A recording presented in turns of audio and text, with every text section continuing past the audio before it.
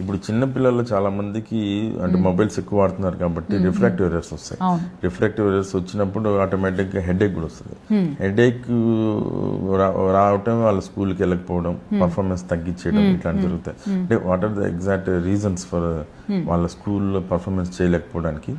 Only refractive errors అనే ఇంకా any? So ఇప్పుడు మనం చూస్తుంటే చాలా మంది చిన్నపిల్లల్లో గ్లాసెస్ అనేవి కామన్ గా మనం చూస్తున్నాము. ఇదివరకటి రోజుల్లో అలా చూసే వాళ్ళం కాదు, ఎందుకంటే మనకి అవుట్డోర్ యాక్టివిటీ ఎక్కువ ఉండేది. కానీ ఇప్పుడు పిల్లలకి అవుట్డోర్ యాక్టివిటీ తగ్గిపోవడం ఒకటి, స్క్రీన్ టైం ఒకటి, తర్వాత ఇంకోటి ఏంటంటే పేరెంట్స్ ఇద్దరికి గ్లాసెస్ ఉండడం వల్ల పిల్లలకి వచ్చే ఛాన్స్ ఎక్కువ ఉంటుంది. సో అదొక రీజన్. అంటే రిఫ్రాక్టివ్ ఎర్రర్స్ కూడా వస్తాయి. సో ఇదొకటి. తర్వాత వాళ్ళు ఇప్పుడు నార్మల్ గా మనం పిల్లల్ని చూస్తుంటే డిమ్ లైట్స్ లో ఫోన్ చూడడం, లేకపోతే హోంవర్క్స్ చేయడం, ఇలాంటివన్నీ హోంవర్క్ చేయడము ఇవన్నీ అన్నమాట. సో మనం ఏం చెప్తామంటే వచ్చినప్పుడు పేరెంట్స్ ని ఎడ్యుకేట్ చేయాలి ఫస్ట్.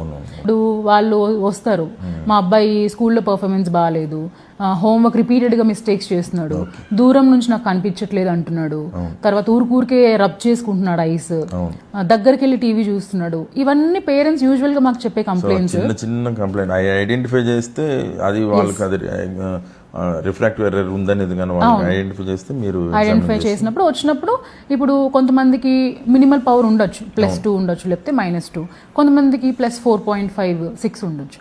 అలాంటప్పుడు పేరెంట్స్ యాక్సెప్ట్ చేయరు, ఇంత పవర్ ఎందుకుంది, హెల్దీ డైట్ తింటున్నారు.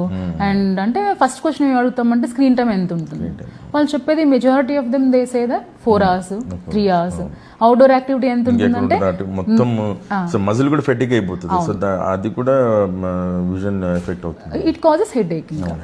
సో ఇట్లాంటి పిల్లలు ఫ్రంట్ సీట్ లో కూర్చున్న వాళ్ళకి at least able to manage. Long back benches లో కనపడదు, ఆటోమేటిక్ గా హోంవర్క్ రాయరు, పర్ఫార్మెన్స్ కూడా తగ్గిపోతుంది. Poor performance and early detection అనేది చాలా ఇంపార్టెంట్.